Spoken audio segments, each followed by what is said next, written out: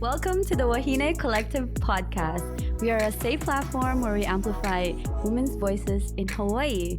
My name is Sophia. My name is Connie. I'm Lena. And today we have a very special guest. We have the very first male person joining our podcast. His name is Ione, and he is the host for the Hawaii Real Podcast. Hey, how you doing, ladies? How's everything going? Doing well. Yeah. Thank you for showing up at the studios, and I'm glad you guys are here. Yeah, we're actually at his studio right now for the Hawaii Real Podcast. He's letting us use some of his equipment to help us, just have better equipment for WahineCo. So thank you so much for having us here. Right on. Look forward to collaboration in the future. This is going to be great. Yep. Yeah, and before we start, we just want to thank Hawaiian Springs water, and it is 7.7 alkaline water pH. It's good stuff. After you have that play lunch, all the gravy. Yep. Alkaline to dial down that acid. Yes, after a long day, especially in Hawaii, I feel like it's been getting really hot lately. So you have to just stay hydrated with your Hawaii drink. Hurricane. There was a hurricane coming too. Make sure you get your bottle of water, everybody. There's another one coming? Need bottle of water. Wait, there's another one coming? Yeah, it was like Hurricane Lisa or something like that, and it broke up to the north of us. Ooh. That's why it was raining all the other week. Oh, on or the past Monday. few days, I yeah. see. Well, today's podcast episode is about how we deal with difficult people or lessons we've learned from difficult people in our lives. Oh, I want to hear from Ione from this one because he's a cop. So I'm sure you've dealt with so many difficult people before. I think when you're talking about difficult people, it's what comes to my mind is someone that's just really disagreeable with whatever direction you're going in. And maybe that's what makes whatever you're doing difficult. So I think one of the things that I've tried to learn from that is to put myself in their shoes and have some empathy for them and see if things from their point of view, especially if it's like a boss or a supervisor or something that's being really difficult, or even if it's from law enforcement perspective, a person on the street, a homeless person. It's like, okay, why are they being so difficult? Well, maybe I should put myself in their shoes, in my mind anyways, and see why they're being difficult and how I can act and react to make a difficult situation a little bit easier for the both of us. What do you do when it's a family member? I run. No. Good answer. No, I think it's the same thing with family and friends. It's really trying to put yourself into their shoes and see things from that point of view to get over it. Because sometimes you're dealing with a difficult person or a difficult situation. There's sometimes you're never going to agree and you're never going to come to a conclusion. Sometimes you just have to push through and see that, okay, I'm a smart, intelligent, caring person. You are a smart, intelligent, caring person. We have different opinions about whatever it is, or different ways or different answers, and that's fine. That's okay. It's like, I hate spicy food. You love spicy food. Why? Because we're different. And there's no way I'm going to like spicy food, and there's no way they're not going to like spicy food. So Those are really good points. I guess for me, like, one of the most negative people in my life is actually like a family member, and I've had to like set boundaries with that because I can't just like X out a family member. Well, shouldn't do that in my culture anyways, but yeah, just set boundaries and like limit your interactions with them, because sometimes like they're just in a different headspace and you can't always figure out what they're thinking. So boundaries. I'm curious to find out like why in your culture, like why did you say that? Like in my culture, I can't do that. Just for like, you can't X out someone, For my culture, it's very much about image. So as much as I want to, like, I don't care, but my parents care, I see. Interesting. Yeah. What about you, Lena? Can you give us an example of a difficult person you've dealt with? Actually, when you were talking, Io, it reminded me of living with my sister. I love you, Kelly. But I think when I was in college and she was in college studying too, I was more of like, I don't like to be home. So I would just like never be home. And she would just be home all the time studying. And I think she hated me and I didn't know why, but I later found out years later, like recently, that it's because I didn't like pull my weight with the chores and she was like trying to like get her master's. So just finding that out recently, like, oh, I kind of understand why like she was so upset with me, and it makes sense, and I kind of feel bad. But at the time I was like, why are you home? Like, if you don't like being home, then just don't be home. So yeah, I think it is about like empathy for me too. That's just someone in my family though. It might be different with other things. Yeah, time definitely helps. Like when you're in it, it's hard to see like the other person's side, but when you have like separation and like time to reflect on it, then you can like start to put yourself in another person's shoes if you couldn't do that during the situation. True. Yeah. And, you know, I'm also interested about, you know, when you were a cop, Ione, I'm sure you've seen so many bad things going on in the community. How are you able to put a space between you and, you know, a difficult situation or difficult people, like maybe a robbery happening or some really extreme things? Like, how are you able to kind of give yourself space with that difficult situation? So police officers and even military personnel that have been in combat have a dark sense of humor, and they laugh at, like, you know, gross things, stupid things, tragic things, you know, a suicide jumper, and they're sitting there laughing, you know, or making jokes of it. Not necessarily sitting there laughing at it, but they're making light of the situation. It's one of those coping mechanisms that has just transcended throughout human history, that this is part of dealing with some extreme and tragic and, I guess, traumatic stress that these people have to go through. So using humor definitely helps. And, you know, law enforcement and military personnel can totally recognize that it's a civilian population that looks down upon that. When they see that, they just don't understand why it's happening. But that's the reason that dark humor exists and is going on, is it's a coping mechanism. And, you know, law enforcement personnel together will understand that. Military personnel together will understand that. But it's harder for an outside person to really understand that without having really gone through that kind of thing on a day-to-day, because especially when it's your job to witness these kinds of things, you know, you have to come back the next day and maybe do it again, and the next day, and the next day, and the next day. So compartmentalizing it also helps and works, and shoving things down. One of the bad things is turning to alcoholism, or turning to, you know, alcohol and going out for a drink afterwards. But that lends into the whole dark humor part, because you go out to drink and you talk about it and you cry about it and then you laugh about it and you get drunk over it, and then hopefully you're through it, you know. But it's really a tough situation too. So does that answer the question? Yeah, definitely. And dark humor, it's really sickening. Yeah. No, that gives me so much insight into the dark humor, because I never got it before, but it makes a lot of sense. Right. And even female officers and female military personnel will take on to that dark humor too. It transcends gender, race, class, everything. It's just a situational thing that you're involved in. Yeah. In a sense, it's kind of like bonding. Totally. Because I know like military, I know like military veterans have like PTSD, because I think my dad was in the Vietnam War, but I didn't realize, like, if you think about it, like, definitely police enforcement, it might be on a more subtle level, but like, yeah, that's crazy. Like, they must have some sort of like PTSD or something like that, because what you see is so I don't know, it's just like, I feel like we don't really know, like, we hear it on the news and stuff, but like we can turn it off. We can turn it off. We don't realize that it's actually like right next door to you, like someone's getting beat up or something, or like someone just got murdered, or I don't know. It's crazy. It's a hard job, so thank you for protecting us. Yes, thank you. And like some of the hard traumatic things that I've encountered and experienced that really hit home with me aren't something that you would necessarily think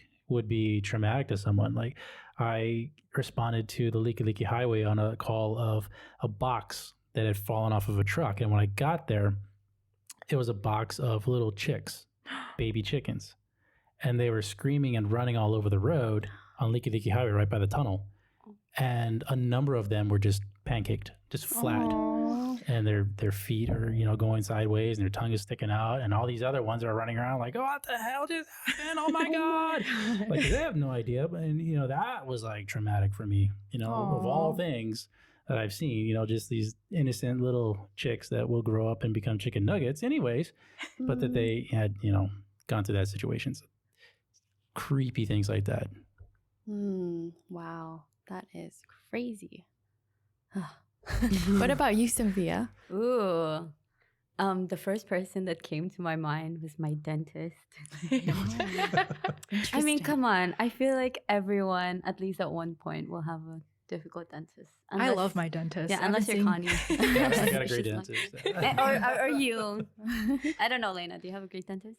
Or, I mean, going to the dentist was always kind of like weird for me as a kid. I feel like that's a thing. Like, kids are kind of scared of going to the dentist because I've always had a bad experience with a dentist. So when I was in the Philippines, actually, I remember going to this dentist, like a community dentist, because I kept moving with my aunties for some reason. And I remember my tooth was in so much pain. And then we went to that dentist, and I was super young, and he took the wrong teeth. How do you take the wrong one? He was really old. And then I like the next day, I'm like, wait, why is it still because your mouth is all numb. Yeah, I couldn't tell like what teeth he's taking because it's numb, right? And like I was so young, like I hated it, and I was like, "Oh my God!" And yeah, it was it's terrible. It was, yeah. But I have so many crazy stories with the dentist, and then okay, this one is just the recent thing that happened to me. So I had to get a procedure done for my teeth, and I had to get a crown, basically. And then my dentist was the one that was saying, yeah, it will allow you to have a healthier teeth if you get the crown. So I said, okay, yeah, definitely for long term. So I said, sure, I'll get it. So long story short, the crown procedure should only take about 2 weeks. Mine took 6 months. Oh my God. Wow. And it got so bad that the temporaries outgrew my actual, like the temporaries, that he had to laser off my gum. Oh my God. It was so bad. Like, No wonder okay. you hate the dentist. Okay, talk about real trauma. And then like I remember when I was in the dentist, he would tell me, so the problem wasn't necessarily with him, it was with the lab. It was so bad that he was like, no, you can't put this in your teeth. You know what I mean? So I was like, okay, thank you for at least not just putting anything up there. But then I just remember him like low-key gaslighting me and telling me, oh, you should just go to a different dentist. But I was already in the middle of the procedure, and really, like, it's hard to get a new dentist when you're in the middle of the procedure because there's so many things that could happen. And then when I finally got somebody that would take me, I remember him telling me, oh, how could, like, oh, I put so much effort in your teeth. Now you want to get a new dentist. So I think really that dentist was one of the most difficult person I've ever dealt with. But at the same time, I'm really thankful that, it went well. Not well, of course the trauma was there, but like the procedure was over with, and I went to different dentists to have it checked out at the end, and they were like, oh no, you're fine. So oh my gosh. Wow, that's I'm so quite a sorry. story. yeah, dentists, Not your thing. they're not my thing. Wow, that was fun, talking a lot about difficult people. Where's Sophia? She just left us. I think she has a hot date. Nah, just kidding. She has a class to go. What are you guys talking about? Difficult people. Difficult Do situations. you have any difficult people you'd want to talk about? Well, where do I start? But yeah, I mean, I thought about a couple of things when we were just thinking about what we want to talk about today, and difficult. I think the word difficult is very interesting. From my perception of difficult is like, how difficult is that person to me, right? Mm-hmm. But is it like, from that person's perspective, did I make the whole situation difficult? So I want to kind of like get into the word difficult too. Before things get difficult, perhaps there's like a situation. So with that, I think I want to just, without like getting into the specific, with, family member. And I love my family, so you guys know, but there are a lot of difficult situations. But before we get into those difficult situations or that person become difficult, I think I kind of sort of provoke it. So specifically, there's that one incident, like I don't live here. My family is in Indonesia. So I would come home and I would just like, maybe making things difficult for one of my family members by like making a comment or something. So this one situation, it just like I did something to that person. And that person would be like, why did you do it? Because I told you not to do that. Like, well, you're so difficult. I mean, why do you have to be so hard and be so like, don't like me to do that thing that you told me not to do? I mean, it's not that bad. But like to him, that's like disrespecting him. Mm-hmm. So I think that made that person become like, I'm having difficulties with that person.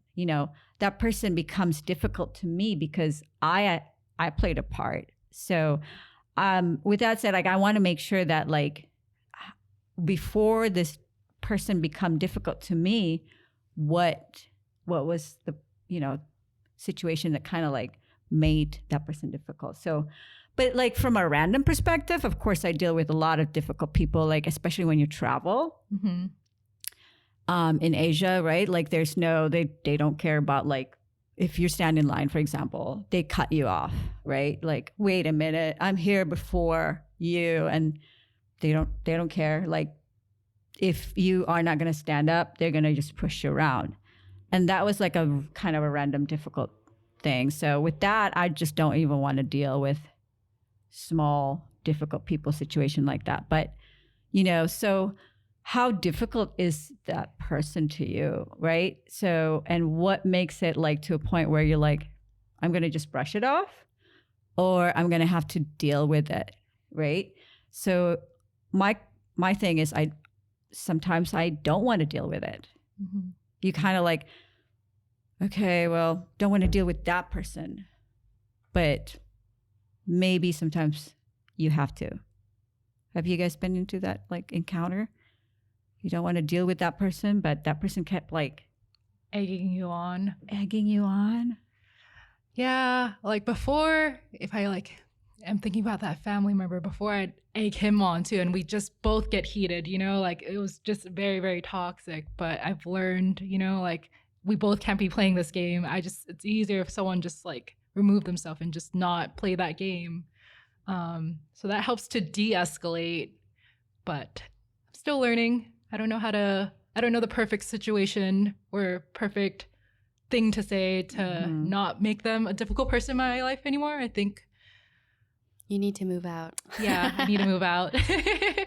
I could see that like even talking about that person makes you feel a little bit uncomfortable. Yeah, because so there's some kind of leftover things that's not being dealt, you know what I mean? Because your emotions. So let's talk about emotions. Like what kind of emotions do you get from dealing with difficult people? Do you experience rage or I just want to throw stuff at them. Right? Anger. Yeah, totally.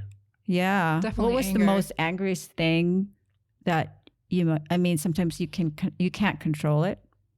And you kind of like, oh my God, I just said that bad word. I that's kind of important dealing with difficult people. Can you control your emotions? And that person wants you to say the bad word. Yeah. Or definitely throwing things. So obviously I just cuss all the time, so it doesn't matter, right? That's your coping. Yeah, that's a coping mechanism. Well, that's true. Or you laugh, perhaps. They're egging you on to get a reaction out of you, or to get you to do something, or to just be angry. They just want you to be angry. It's like, why do you want me to be angry? Why and do you get want even more angry when you don't become angry? It's like, well, I've noticed for people who are like always angry, that comes from a place of hurt, and like they're probably just very insecure about something. So when you put it in that perspective, it's very easy for you to not react because you just think they're insecure, and you're like, you don't want to egg an insecure person on because everyone has gone through insecurity. That's very empathetic of you. Yeah. It's so hard when you're in the moment, though. It is. I still have yet to master that skill because I'm very emotional. I'm a very emotional person, but like, and I'm non-confrontational, which is really bad. So I let things build up until I explode, which is not healthy. I understand that, but We're like the opposite. I'm like trying to be more like you, and like you're trying to learn to be more like me, because I used to be super confrontational. I want to deal with this now, you know, like you want to fight, let's fight. wow. But yeah, Yeah. it's not healthy.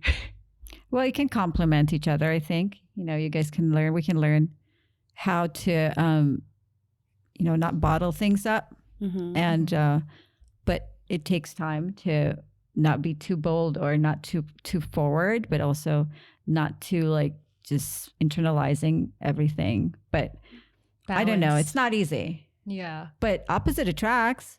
Yeah, I think I am learning from you and you're learning from me. I mean, we've been friends for 10 years. Over 10 years. Over 10. Oops, sorry. Yeah, math. But yeah, I think I did actually from you, Connie. I've learned to just say things when they bother me, because before I think I was like a lot of a yes man, woman, wahine. So Is there something we don't know about? I emphasize man. Is this a coming out? So by the way, guys, Season 2 is about. Non-judgmental, yeah. this is a safe space, right? It's definitely a safe space. Okay. Go ahead, Lena. I totally lost my train of thought. So I've slowly been learning to say things right when they bother me, because I think I'm so scared to say things. I want people to like me and I want to like them. So yeah, and I want to add on that I've been learning to like know when to pause and like not speak my mind all the time, because sometimes you can rub people the wrong way and you don't want to do that. yes. Yeah.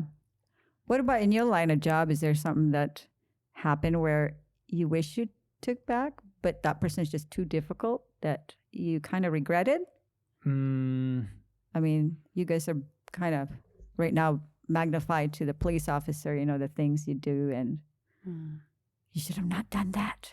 Or maybe you should have done that. I mean, I try to, you know, before we're talking about compartmentalizing a lot of the things, you know, there's so many big things that we deal with in that line of work that the little things need to remain little things.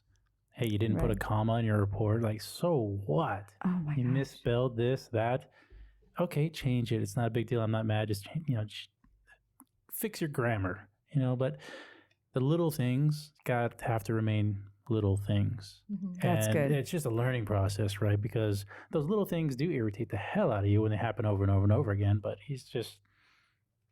then you have to start finding out why those little things irritate you and why those little things become so big that they become like, this is a difficult person to deal with because they have all these little problems, little issues. It's like, well, do they have any big issues? Any big problems? Well, no. Then so be it. Like, let's take what we can get here and just take the win and go from there.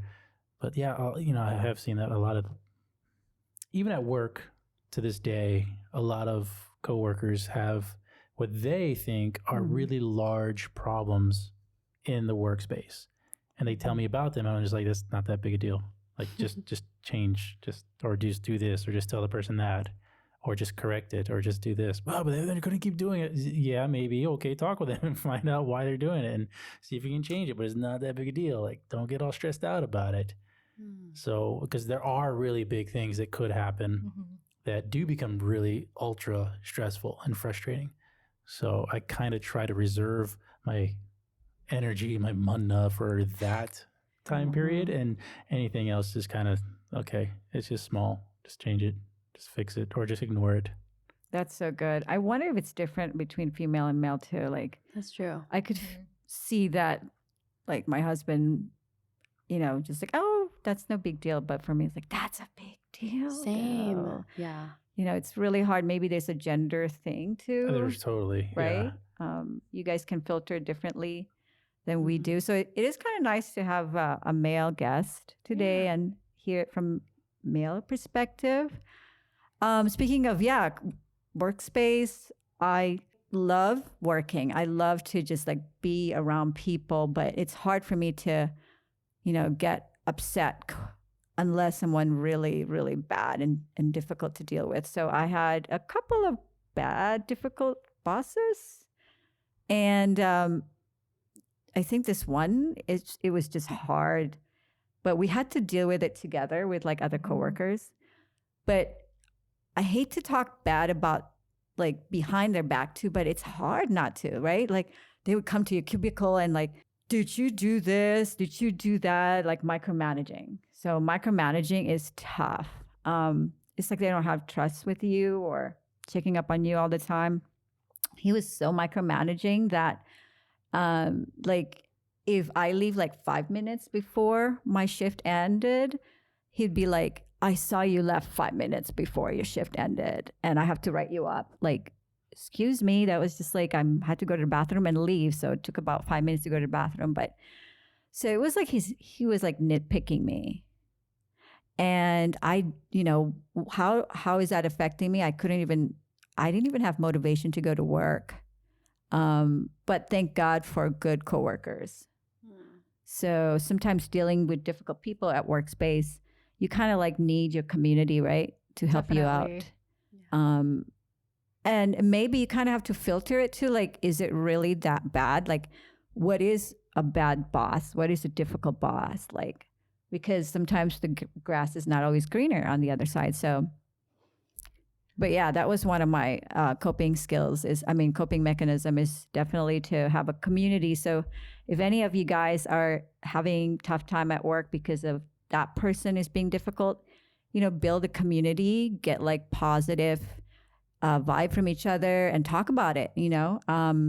It's important to not like just bottle things up, especially at workplace. It could turn into very negative results. So, and your work may be influence, or you may not have a good work kind of productivity because you are kind of like, oh, I don't want to go to work because I don't want to see that person.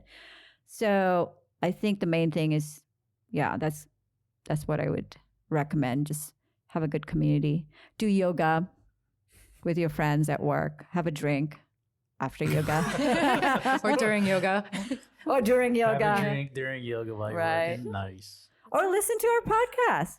Or have a Hawaiian Springs water. Talking about bottling up your emotions. How about a bottle of Hawaiian Springs water? Right? Hey, there we go. Yeah. You guys are young. You probably had...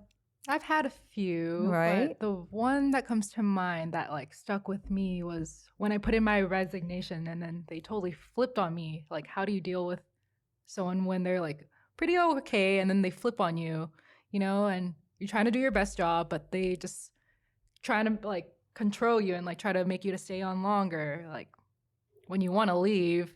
And how do you do it in a professional setting, because you might need them as a reference later, and anything you do like will not please them unless you stay. How do you guys deal with that? Because I feel like I might not have dealt with that the best way, because I'm such a people pleaser too. Like, I want to do everything, like especially for my boss, like I want to make them happy, but if I'm not happy at the job, how do you deal with that? Was he difficult before that, or was that just a difficult situation that you didn't feel that was handled? I feel like he was difficult before that, but I have a high pain tolerance too. But there's a threshold, like you can only take so much. I think, that's definitely boundary stuff. What do you think? I was just watching the movie Moneyball the other day. Have you guys seen that with Brad Pitt? No. I think a while back. Moneyball. Anyways, one of the scenes is Brad Pitt's character tells his partner to go and tell one of the baseball players on the team that he's been traded. And the guy's like, oh, I don't want to do that. And he's like, well, let's role play here and show me how you're going to do it. And so the guy just started, oh, well, you've been a great asset to the team and blah, blah, blah. And we'd really hate to lose you, but we have to trade you because, you're just not a right fit for the team and we have to do what's best for the team. And like Brad Pitt's character is like, no, he's a professional. Just tell him, hey, you've been traded. Here's the phone number for the person that's going to help you with the details. Do you have any questions? That's it. And, to that aspect is like, I would never think to do something as straightforward and cutthroat as that. But in a professional setting, you have to realize that, yes, we are professionals. If you take emotions out of it and you just look at, okay, I do X amount of energy, work, output for you to pay me. When it comes time for me to leave and I do not agree with that payment plan, or that energy output that I do for you, we're gonna end this in a professional level. I'm just gonna tell you, hey, I'm got another job. I'm gonna be leaving. This is my 2 weeks, and let's go out for drinks after, or something to that effect. But it's just being straightforward. And I think hopefully that's the way to do it. If I'm a supervisor and someone tells me that, I'm just gonna be like, yep, okay. You have to do what is best for you, and you making this decision, I think, is your decision to make. So I'm not going to stop you. I'm not going to be mad at you. I'm not going to pound you with more work or hound you to finish up all your stuff, if I don't have to. But Yeah, that's always hard to.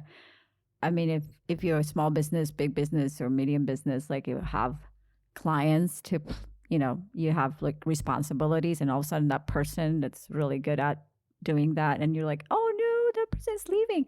So I could see the emotions, but again, I think the supervisor needs to be able to look at both sides, right? Like, so is that person ready to leave, right? And just kind of develop that person. That person is trying to develop the professional career, and you can't be, as a supervisor, you can't be just thinking for the benefit of the company, but company has to make money. So I could see both sides. I think you have to come at it with empathy. So you have to be thinking on their shoes. If they lose me, how is the company going to lose their profit or, their revenue stream, right? So as best as we can, try to make it a soft blow, but it's going to hurt no matter what, especially if you're a good employee. It's like, do you peel off the Band-Aid slowly, or do you just rip it off one time? It's going to hurt no matter what, but do you want to extend the pain, or do you want to just rip it off real quick and get it over with? So those are, I guess every situation is going to be different. Yeah, well, we're probably just going to end it with some encouraging, statement, just so that like, okay, we can learn something from this. For me, just talk about it, when you go through some emotional things with a difficult person. Main thing is not to just internalizing it, but to have a talk. What do you think, honey? I think my biggest lesson from dealing with difficult people would be, just to set boundaries and set limits. If like you can't get them out of your life, just minimize the amount of contact. Do you agree? Yeah. I mean, I moved out when me and my sister were going to kill each other. So that was good.